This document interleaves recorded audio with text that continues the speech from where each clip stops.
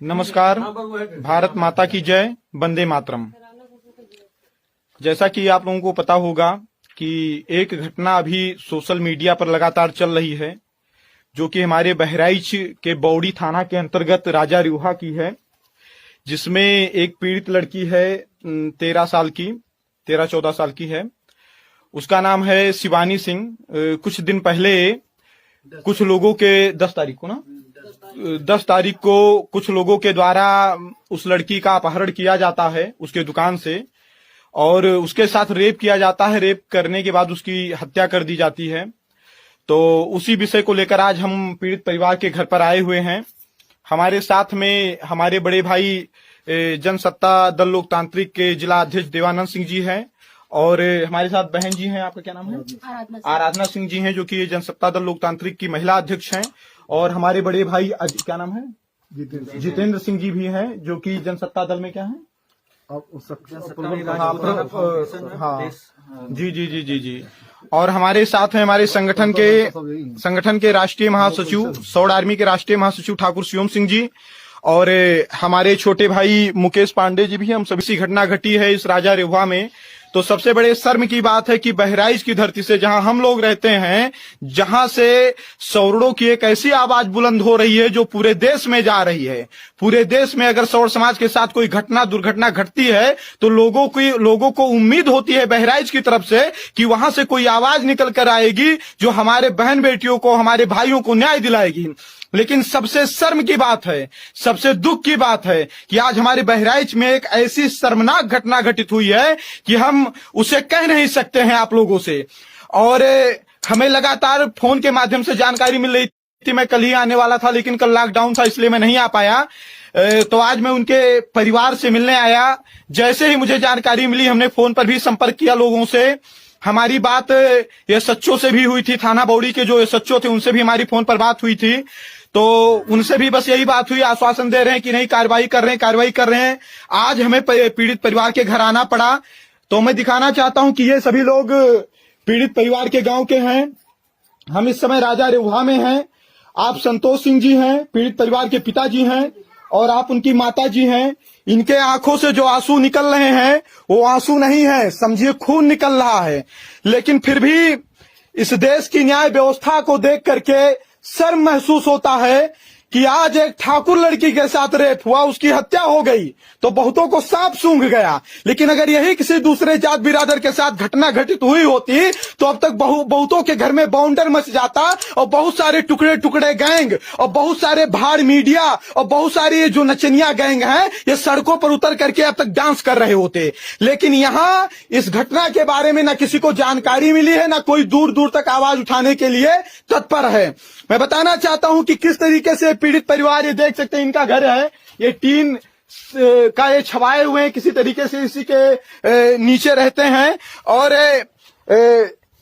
इतने ये दबंग है कि इनकी बेटी के साथ रेप किया जाता है, लेकिन ये आवाज नहीं उठा पाते। मैं बेटी की तस्वीर दिखाना चाहता हूं। ये देखिए, ये 13 साल की मासूम लड़की, जिसको चाचा कहती थी, जिसको भैया कहती थी, जिसको अंकल कहती थी, उन जैसे दरिंदों ने इसके साथ गलत काम किया। तो सोचिए कि आज किस पर विश्वास किया जाए, किस पर विश्वास न किया जाए। हम लोग लगातार इस परिवार से जुड़े हैं।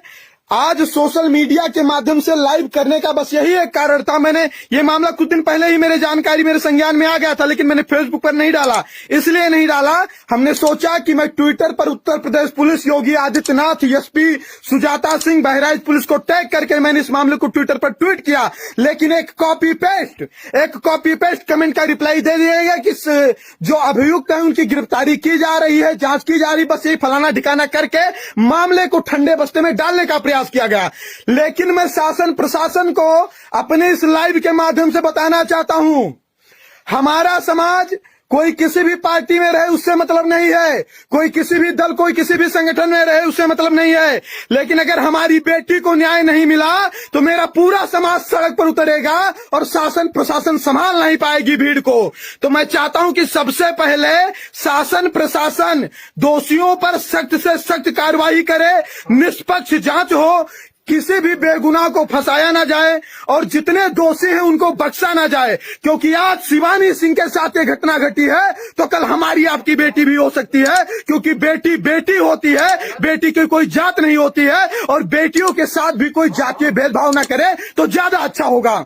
यही उत्तर प्रदेश सरकार, यही केंद्र सरकार हमेशा बेटी बचाओ बेटी पढ़ाओ की बात करती हैं, बेटियों के संरक्षण की बात करती हैं, बेटियों को बचाने की बात करती हैं, और 13-13 साल मासूम बच्चियों के साथ बलात्कार किया जाता है और अभी तक सही से जानकारी नहीं मिल पा रही है कि आरोपी कौन है।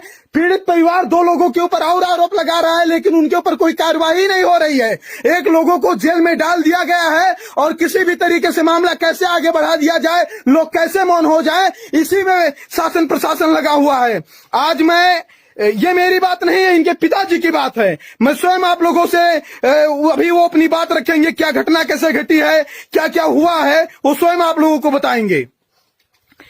ये संतोष सिंह जी हैं, ये पीड़िता के पिताजी हैं। 13 साल बच्ची जिसके साथ रेप किया गया राजारेहुआ में, ये बौड़ी थाना के अंतर्गत आता है, तो ये स्वयं बताएंगे। भाई साहब बताइए कि कैसे क्या घटना घटित हुआ, कैसे क्या हुआ, थोड़ा आप मुझे बताइए, क्योंकि ये मैं ही नहीं, मेरे साथ मेरे पूरे देश के, मेरे समाज के लोग आपकी बात को सुन रहे हैं, देख रहे हैं, तो जो भी घटना घटी है थोड़ा सही सही बताइए आप उसमें।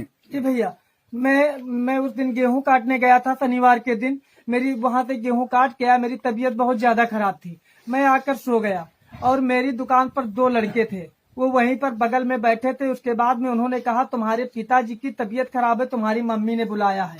भैया पहले मैं ये नहीं जानता था, लेकिन जब यशो साहब के सामने उस लड़के ने कबूला कि मैं और रोशन लाल 2 लोग थे और दुकान वहां से बंद करवाई, और दुकान बंद करवा के आए, फिर रास्ते से वो अपने घर चला गया, मैं अपने घर चला गया, और सर चारों तरफ मेरे घर है, फिर घर के बीच में इतना बड़ा कांड होता है, या 1 लोग ये कांड कर सकता है? मुझे न्याय दिलाते दिलाते आज तक न्याय नहीं मिली।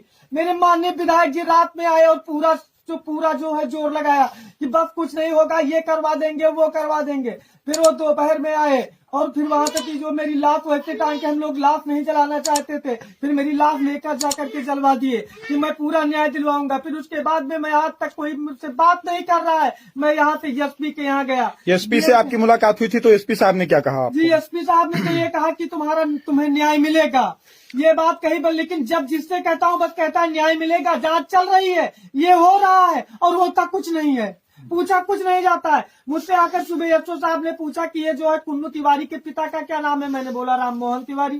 फिर यहाँ से गए, उसको भी लाद के लेके चले गए। अगर उसने, और उसके पहले एक दिन पेपर में एसओ साहब ने बताया कि जो है अभियुक्त द्वारा बताया गया है कि जो है अभियुक्त द्वारा बताया गया है कि जो है एक और मुलजिम की तलाश है, और ये सब बता के उसमें पेपर में सब लिखा पड़ा है, और उसमें कुछ नहीं हो रहा है। उसके बाद में कुछ नहीं, ये एक आदमी को सिर्फ उसने अंदर करके उसे चालान भेज दिया और कुछ नहीं। जब भी पूछो बस जांच चल रही, वो एक्सराइड रिपोर्ट आने दो, वो ये जो है पोस्टमार्टम रिपोर्ट आने दो, बस यही हमसे बताया जा रहा है और कोई हाल ही नहीं पूछा जा रहा है मेरा। हम जैसा कि आपको अभी ये जो बात रख रहे थे, ये पीड़िता के मतलब पिता हैं, इन्होंने जैसा पूरी घटना आपके सामने रखी है, एक बात मैं बताना चाहता हूं, यहाँ किसी जात की लड़ाई नहीं है, यहाँ किसी धर्म की लड़ाई नहीं है, यहाँ कोई राजनीतिक लड़ाई नहीं है, यहाँ लड़ाई है न्याय और अन्याय की, यहाँ लड़ाई है न्याय की अन्याय के खिलाफ। तो एक बात मैं बताना चाहता हूं कि ये जो घटनाएं घट रही हैं, जो लोग मौन हैं, जो लोग तमाशा देख रहे हैं, तो उनको बताना चाहता हूं कि अगर पड़ोसी के घर में आग लगी है तो उस आग की लपट आपके भी घर में पहुंचेगी। आज एक बाप बेबस है, लाचार है, पीड़ित है, आज वो दर दर की ठोकर खा रहा है, लोगों से न्याय की गुहार लगा रहा है, और लोग क्या कर रहे हैं, आश्वासन दे रहे हैं कि न्याय मिलेगा। अरे न्याय मिलेगा तो कब न्याय मिलेगा? आखिर में जब ये पीड़ित परिवार, ये जो पीड़ित पिता है, क्या इसकी भी अर्थी इस घर से निकल जाएगी तब न्याय मिलेगा? दर दर की ठोकर खा करके ये भी मर जाएगा तब न्याय मिलेगा? अरे भाई न्याय कब मिलेगा? ऐसे न्याय मिलेगा?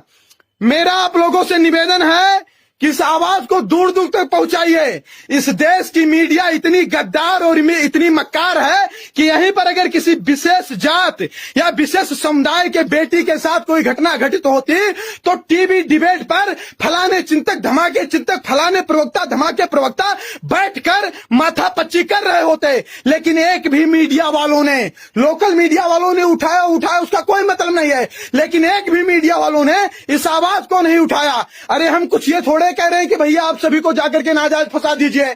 हमारी तो ये मांग है, जिन्होंने गलत किया है उनके साथ गलत होना चाहिए, और जिन्होंने गलत किया है उनके साथ गलत क्यों ना हो।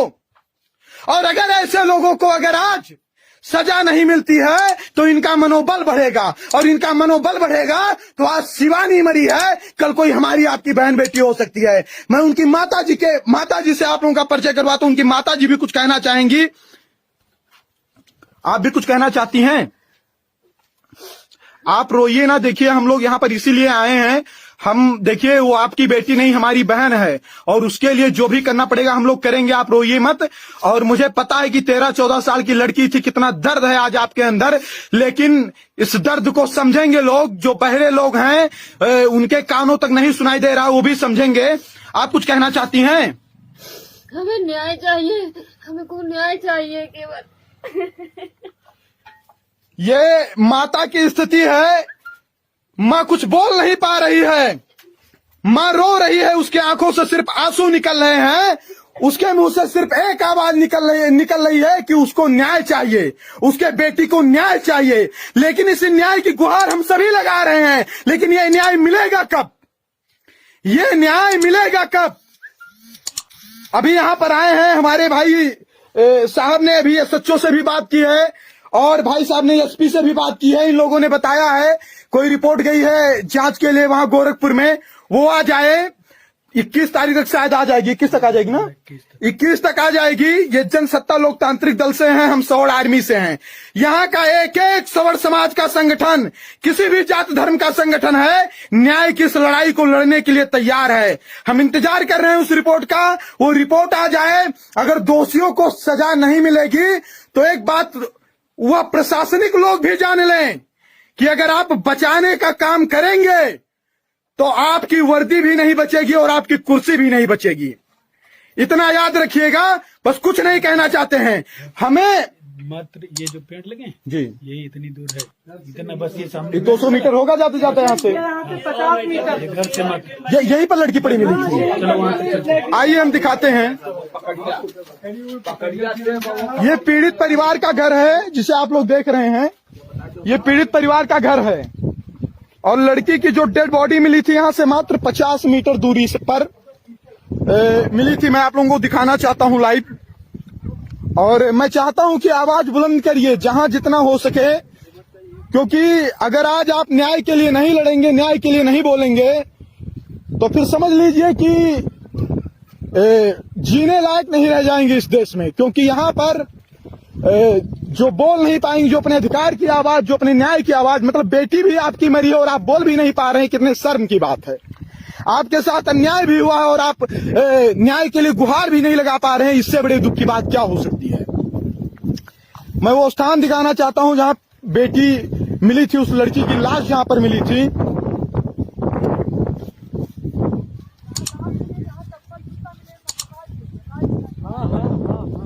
आप कौन है भैया? उनके चाचा जी हैं क्या लड़की के? अच्छा, और आप भाई हैं क्या? जी जी। शिवम,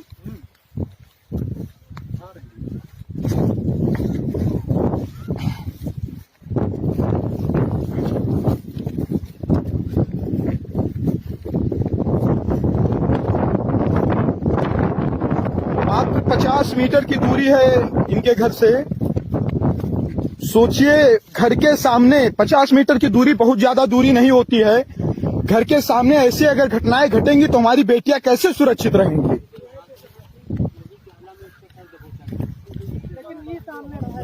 ये कहाँ पर?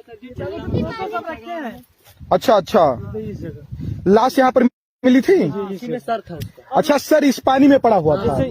ये इतना हाँ। इतना शरीर हाँ हाँ। ऊपर था, इतना जगह कटाई टूट पूरी शरीर सर जी मिलोड़ दिया गया था और उसका पैर भी तोड़ दिया गया था। लड़की का? घुटने के बल, घुटने के बल थी। अच्छा, यहीं पर लड़की मिली थी। इसमें फोटो अभी से बहादुर दिखा रहे हैं। और ये देखिए आप कि ये बता रहे हैं जैसा कि लाश लड़की की यहाँ पर मिली थी और उसका सर इसी में गाड़ दिया गया था, पानी में डुबो दिया गया था। पूरी तरह से किस तरीके से तड़प तड़प करके वो 14 साल की मासूम लड़की मरी होगी, उसने क्या आवाज भी नहीं लगाया होगा, लेकिन कोई यहाँ पर नहीं था कि जो उसको न्याय दिला सके, उसके लिए कोई बोल सके, इंसाफ की आवाज उठा सके।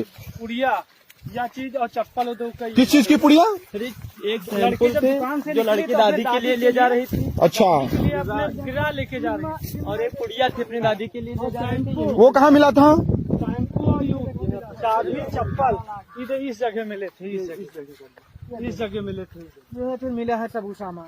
ये सामान यहाँ पर वो लड़की के हाथ में जो पुड़िया था वो सब? चाबी वाभी यहाँ पर पड़ी रहा, चप्पल पर आ रहा है। अच्छा, ये दुकान की चाबी थी क्या? कितनी कितनी नजदीक पे है। ये देखिए यहाँ पर भी घर है, ये पूरी आबादी बसी हुई है और अगर यहीं पर पास में लड़की के साथ घटना घटती है, शायद रात के शाम के 9 बजे की घटना है ना, 9 बजे की घटना है। इस तरीके से अगर घटना घटती है तो अब आप समझ लीजिए कि अब बेटियां कैसे सुरक्षित रहेंगी। इस देश की सरकारें दम तो भरती हैं कि बेटी बचाओ बेटी पढ़ाओ और बेटियां घर की लक्ष्मी होती हैं, हम सभी की यही भावनाएं हैं कि यत्र नार्यः पूजन्ते रमन्ते तत्र देवता, लेकिन ऐसे घृणित सोच रखने वाले बेटियों के प्रति इस धरती पर हैं तो समझिए कि बेटियां कैसे रहेंगी, बेटियां कैसे बचेंगी। एक बात मैं